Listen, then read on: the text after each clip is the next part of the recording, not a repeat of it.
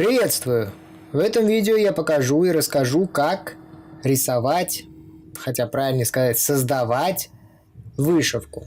Вышивка создается вот этими инструментами, которые находятся слева на панели вертикальной.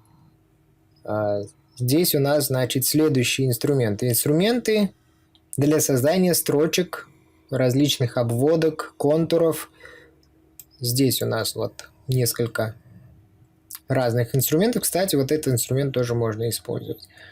Далее у нас идут инструменты для создания валиков, рамок различных. 3 инструмента. Следующие 2 инструмента это для создания больших заполненных областей, различных кругов, квадратов и так далее. Инструмент для создания звездочек. Инструмент для создания кольцо и инструмент, ручной инструмент, это вы вручную сами выставляете длину стежков.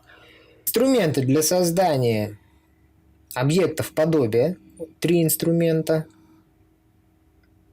И инструмент добавить бордюр.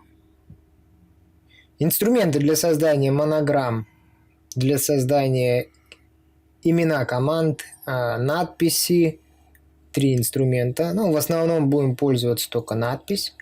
Инструмент для выбора объекта, тоже несколько их подвидов.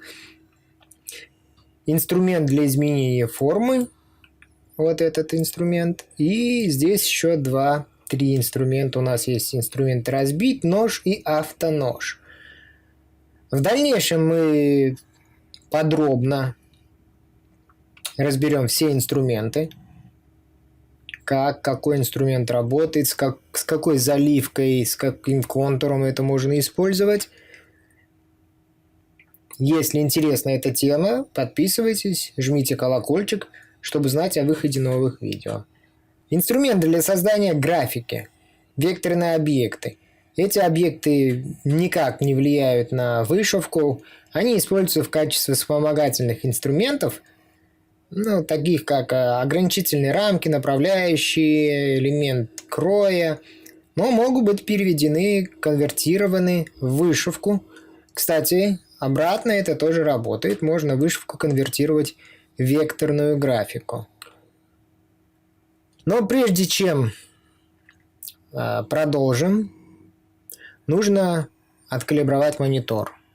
Калибровать монитор нужно для того, чтобы созданные вами круги, квадраты на мониторе были именно кругами. Если монитор не откалиброван или он откалиброван неправильно, то созданный вами круг будет не круг, а какой-то неправильной формы. Для калибровки монитора нужно зайти в установки, калибровка экрана и померить вот эту рамку прям линейкой на мониторе. Отсюда до сюда нужно померить. И также отсюда до сюда померить. И вписать вот сюда значение. На моем мониторе это 83,4 мм ширина, а высота 53,3 мм. Вплоть до после запятой нужно вписывать.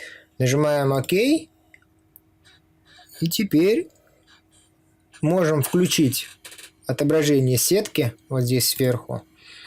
Нажмем на клавиатуре цифру 1. Это означает, что отображение будет 1 к 1 на мониторе. И можем померить вот этот квадратик. Он должен быть ровно 1 сантиметр. Создаем теперь, допустим, квадрат. И он реально квадрат, а не прямоугольник. Также круг, эллипс. Это реально ровный эллипс равносторонний. Вот, допустим, 100 на 100 миллиметров, а не какой-то приплюснутый. Вот для этого нужна калибровка монитора. Без этого работать неудобно.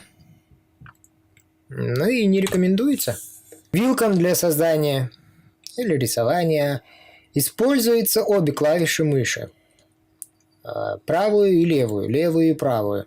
То есть для создания плавной линии мы нажимаем правой кнопкой мыши. 4 точки я нажал правой кнопкой мыши. Нажимаем Enter, у нас создался контур. Если все эти 4 точки нажать левой кнопкой мыши, создадутся вот такие острые углы. Чтобы изменить форму, выбираем объект черной стрелкой и активируем, берем вот этот инструмент «Изменить форму». Вот эти вот контрольные точки, они отвечают за форму, то есть потянув за них, нажав на эту точку, она становится синей, и потянув, мы меняем форму. Вот такие квадратные точки, это значит, что будет острый угол, прямые линии. Если мы выберем вот этот объект и возьмем инструмент «Изменить форму», то здесь круглые точки. Потянув за вот эти точки, мы меняем форму. Чтобы добавить точку, достаточно кликнуть правой или левой клавишей мыши на контуре. Если мы кликнем, нажмем левую клавишу мыши, создастся вот такой квадратик. Это значит острый угол. Вот. А если потянуть за вот эти круглые, то изменяется форма. Эти точки можно, как сказать, конвертировать, переводить. Если мне нужна вот здесь квадратная точка, то я достаточно выбрать вот эту точку, нажать пробел на клавиатуре. Также здесь. Если нужно наоборот, также выбираю, нажимаю пробел, она становится вот такой круглой точкой. Для тех, кто умеет работать в CorelDRAW или Adobe Illustrator, есть возможность редактировать контур так, как в тех программах, то есть при помощи Bezier. Сейчас у нас здесь никаких элементов управления нет, и мы просто меняем форму. Если нужно изменить плавность, добавляем точку и меняем плавность. Таким образом.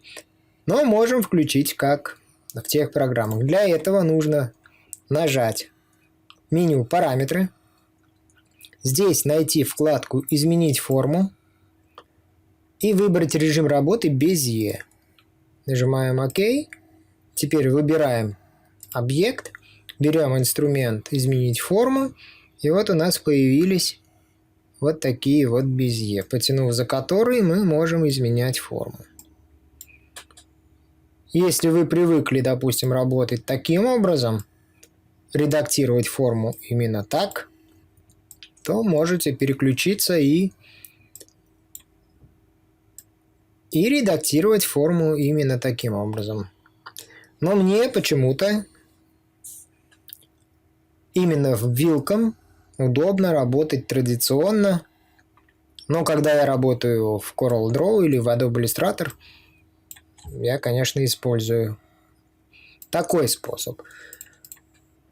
Чтобы переключиться обратно, выбираем параметры, изменить форму и выбираем режим работы традиционный, нажимаем ОК, выделяем объект, берем изменить форму, и вот форма снова меняется традиционно. А на этом пока все. В следующем видео более подробно разберем каждый инструмент, как создается, как создавать вышивку, как создавать объекты,